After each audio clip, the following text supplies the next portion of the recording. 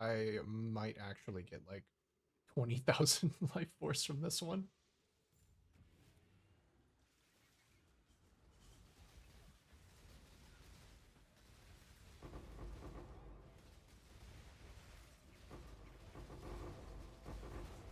Oh my god.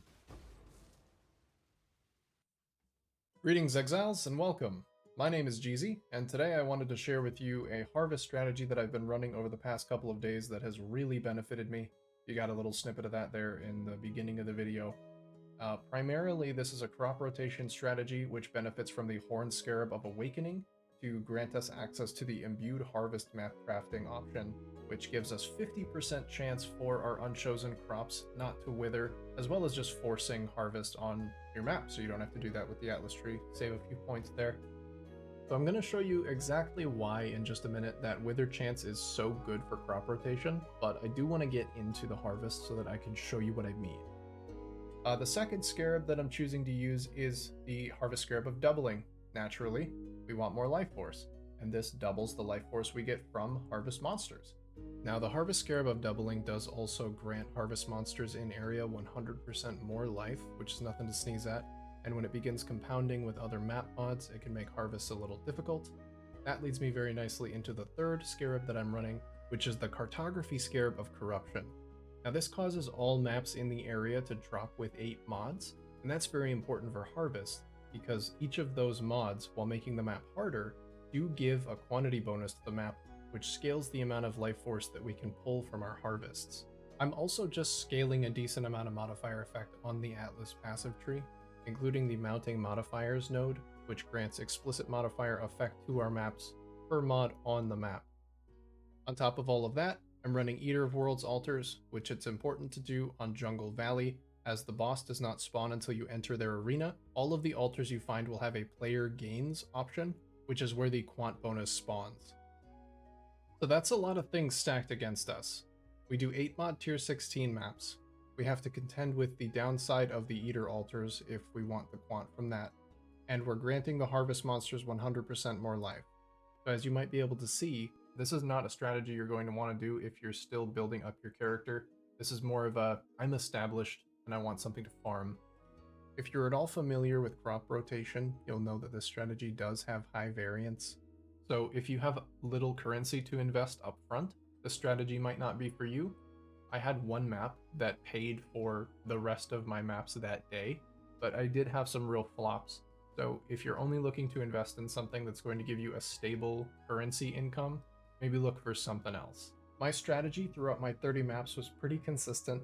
I targeted yellow juice. You can employ this for blue and red as well, and sometimes you'll have to because your harvests just don't line up with what you want for target farming a specific juice, and it's good to be able to improvise.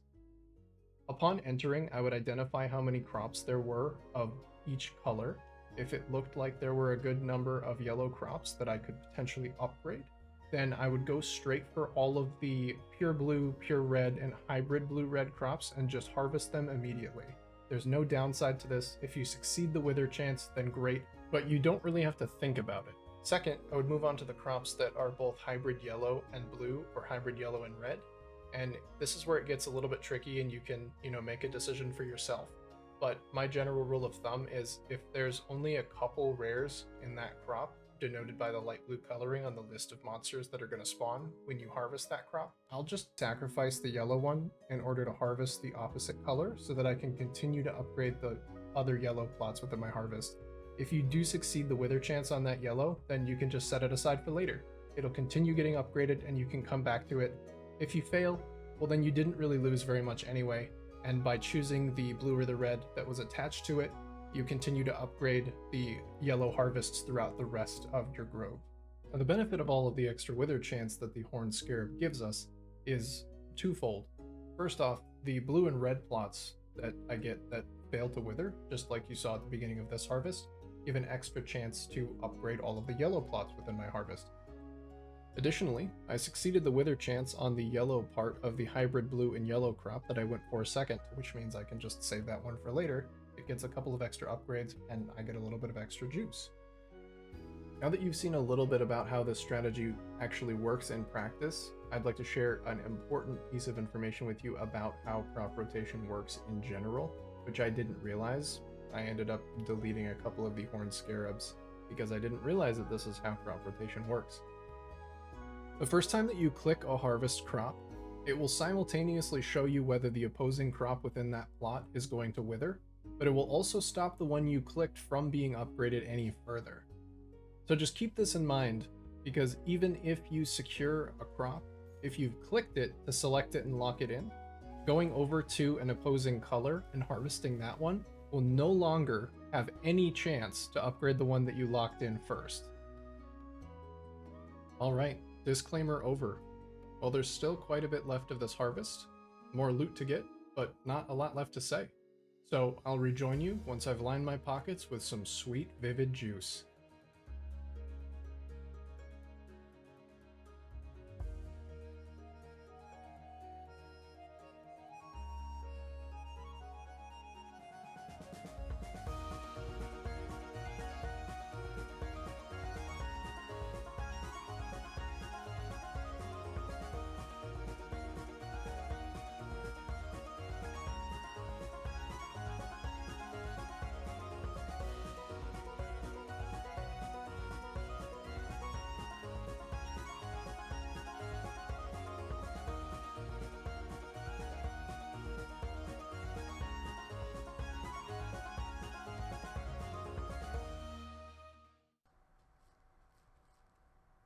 This is the thing I'm talking about right here. I've told you guys this before. Absolute perfection. No ifs, ands, or buts. This right here is absolute perfection. Unfortunately, this did not happen again, but this is definitely my upper outlier. Not all of my maps were like this. My lowest map actually only gave me 700 Vivid Life Force, and nothing else. No tier 17s, no other map sustain. It was just awful. So hopefully that gives you a bit of an idea of what this strategy is capable of producing life force wise. I'm going to be presenting the full raw data after I go over the Atlas passive tree, if you'd like to see some of the lows that I experienced, just so you can temper yourself before you decide to go all in. Not all rainbows. Don't let the 30k juice in my inventory fool ya. So there are a few things that I didn't find a natural place in the video to go over, so I'll be going over them at the same time that I go over the Atlas passive tree. The skeleton is just what I've pulled from Path of Planning. It helped me figure out the most efficient path to all of the nodes that I would really need, and then I filled in some extra stuff myself. I've got almost all of the harvest nodes, all of the crucial ones anyway. The only ones I didn't take were the plus 10% chance to contain the Sacred Grove, because the Horned Scarab of Awakening does let you force the Sacred Grove to be in your map, so you can save those points. Another thing that I wanted to mention is the crop rotation cluster over here, which is necessary to pick up for the strategy. You have to go through one of these paths, which grants actually a negative chance, a reduced chance to grow a certain color of plants. I decided to go straight through the non-yellow plant chance and then go backwards and pick up a little bit of the purple and blue, just because yellow was the color that I was target farming. So I didn't want it to not show up at all, or show up very little. So I figured this is probably the best way to get to the crop rotation notable, and then also counter some of the reduced chance for yellow plants to grow by just giving some reduced chance to grow blue and grow purple. The idea is that it's a slightly lower chance to spawn yellow than blue or purple, and I feel like on average that would lead me to having more harvests with a couple of extra blues and purples instead of yellows. And the reasoning for that is just because I still do need upgrade fodder. If everything that spawns is one color, then that's a failed harvest. If I spawn all yellow and then I can only harvest 2 non-yellow plots, then that's also kind of a failed harvest. Even if I have 5 yellow plots, if they hardly get upgraded, then that's not really worth it. I've also taken all of the Necropolis nodes because I'll use those corpses eventually, I promise. Now, of course, you don't have to do that if you're not a fan of the League mechanic. The only other thing that I could have seen maybe trying to fit in with the strategy was dropping extra Scarabs. I just didn't feel like it was that reliable. I did another set of 30 maps before this, and I only dropped 100C worth of Scarabs. I know it's a big jackpot lever, and if that's what you want, then go for it. I felt like putting the extra points into more generic quant and just more chance to drop tier 16s, giving me a higher chance to convert to tier 17s was more consistent. So to that end, I've picked up almost every source of tier 1 through 15 maps have a chance to drop as a tier higher. I feel like this not only gave me a higher chance to drop tier 17s, but also just helped me sustain my 8-mod tier 16s that I had way too many towards the end of this. I actually had a full Jungle Valley map tab. You can definitely just swap this Atlas-tree out for something else if you don't favor dropping tier 17 maps, or if you feel like you're sustaining too many tier 16s like I was. Just keep in mind, the tier 17 maps were only about 12% of my total profit, which you'll see in just a little bit. So they are definitely interchangeable. And lastly, it's very important that you run one of the Eldritch influences on your maps. I am spec'd into Eater of Worlds. It's really personal preference. I find the Eater altar mods a lot more palatable than the Exarch ones, but it's up to you. Exarch can be more consistent currency gains alongside whatever you're doing, as well as the Embers tend to be more than the Ichors, but the Eater mods I find to be easier, and also there's the chance at the Divine Shrine, so there's that. Alright, so last but certainly not least, we have the raw data. This is the spreadsheet that I use to track all of my gains over the course of these 30 maps. I tracked each different color of yellow, blue, and red life force independently, as well as Sacred Blossom drops, tier 17 drops, and 8-mod tier 16 drops. I did not factor the tier 16 drops into my profit, as I didn't want to bulk sell them, but you definitely could. I just wanted to know whether I was sustaining. Please note that partway through I did switch away from the Cartography Scarab of Corruption to the Cartography Scarab of Ascension, as my Jungle Valley map tab was getting quite full. I didn't need more maps. I figured it would have been better to just have a higher chance at dropping some tier 17s. I can't say that it really made a significant difference, as I didn't have enough maps to compare between before and after. On the left hand side here, you'll see all of these Scarabs that I purchased. I made sure to purchase them in at least sets of 10 as to keep the exchange rate the same. I have expenses per 10 maps over here, average cost per 10 maps here. On the right hand side, I have my returns, as well as the exchange rate that I sold them for when I sold them. The price of Life Force stayed mostly the same between my runs, as I did them within 2 days. And then, of course, over here we have profit per 10 maps and profit per map. You will notice that the profit per map up here in the first set of 10 maps is significantly higher than the profit per map in my secondary or tertiary set of 10 runs. And that is due to the best run here, which you just saw.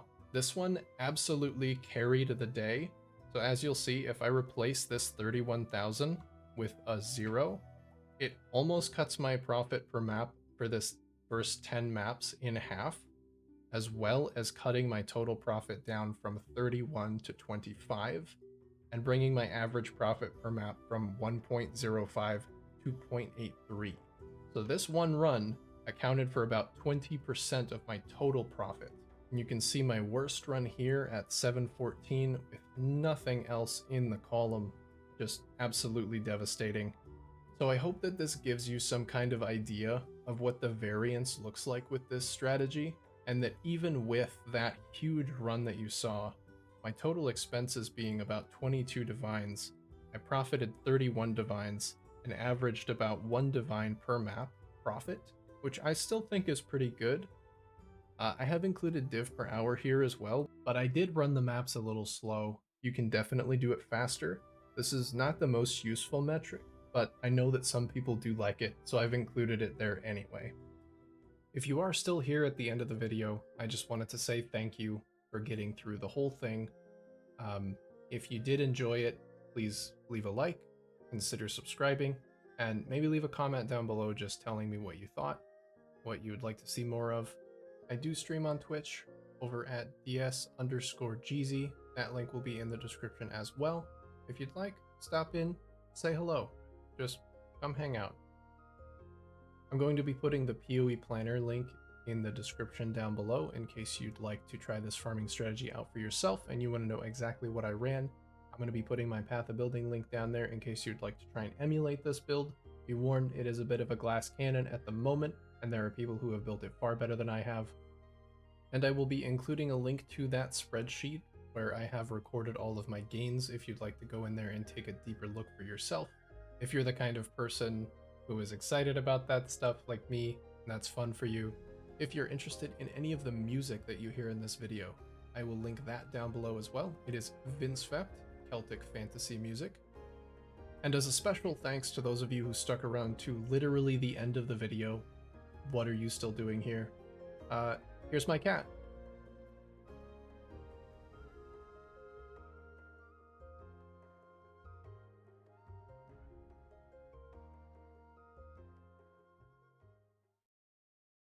At Max Voidstones, who is... Excuse me, I'm recording.